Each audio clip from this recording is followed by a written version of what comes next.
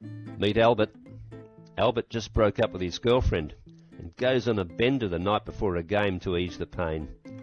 His bender included alcohol, marijuana, and methamphetamine, or ice. Albert wakes up a bit dusty, but remembers he has an important footy match on today. He knows he shouldn't play, but doesn't want to raise the attention of his club and the community. At the ground, Albert's coaches notice he's not himself, and when they speak to one of his best mates, they mention that he may still be under the influence of drugs, based on some late-night SMS messages Albert sent. The coaches know that Albert has a bad temper, so he doesn't want to get him angry. Plus, he's one of the team's best players, and they need to get the 4 points to make the finals. So the coach decides to ignore the signals and play Albert. This scenario raises some interesting questions for country football administrators. What if Albert seriously injured himself due to not being 100% coordinated due to the effects of alcohol and marijuana? What if Albert seriously injured somebody else due to the increased aggression of the meth? Is it just Albert who would be liable if he hurt somebody?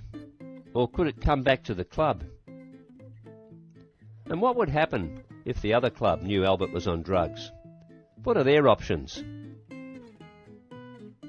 Country footballers are bound by the ASADA codes which govern drugs in sport. This means that ASADA could in fact drug test Albert that day. Additionally, Albert has taken illegal drugs, which are a crime. How can you break the ASADA code? Well, failing a drug test, urine, isn't the only way you can break an ASADA drug test. Other ways a WA CFL player can be penalised by ASADA include attempted use of a prohibited substance, refusing to take a test, tampering with any part of doping control, possession of a prohibited substance, trafficking or attempting to traffic, and complicity. If proven guilty of any of the above, ASADA has the powers to penalise a country player for up to 4 years. What if a player is on drugs at a game?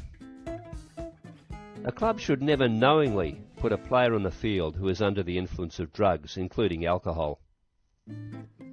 This scenario would be a legal nightmare in the instance that something untoward happened involving that player.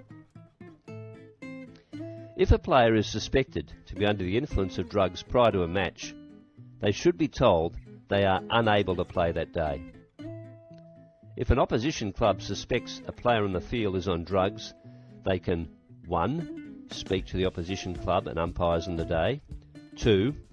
Report it to the league. The league should follow up with both clubs throughout the week. And 3. Report it to ASADA, and they can do this anonymously by calling 1300 027 232. When dealing with a person who has a drug issue, we need to be sensitive of their circumstances and also their confidentiality. Thankfully, there are some local support agencies that can help with free advice, and these include the Parent Drug Information Service, the Alcohol and Drug Information Service, which is a 24-hour confidential telephone service that provides information, counselling, referral and advice. Other advice is available from Counselling Online 24 hours a day, who provide a 7 days a week free alcohol and drug counselling online cannabis information and helpline service. And there's also the Family Drug Help and Family Drug Support, who provide 24 hours a day, 7 days a week support for families faced with problematic drug use. Additionally, there are a number of useful websites with additional information, and these include www.asada.gov.au, www.wada-ama.org/, cracksintheIce.org.au/positivechoices.org.au/drugaware.com.au/. The WACFL handed every WACFL club these posters in 2016. If your club needs additional posters to hang in the change rooms, please contact the WACFL. Additionally, the WACFL has an illegal and illicit drug policy which can be downloaded from our website and has useful information for clubs around dealing with this tricky issue.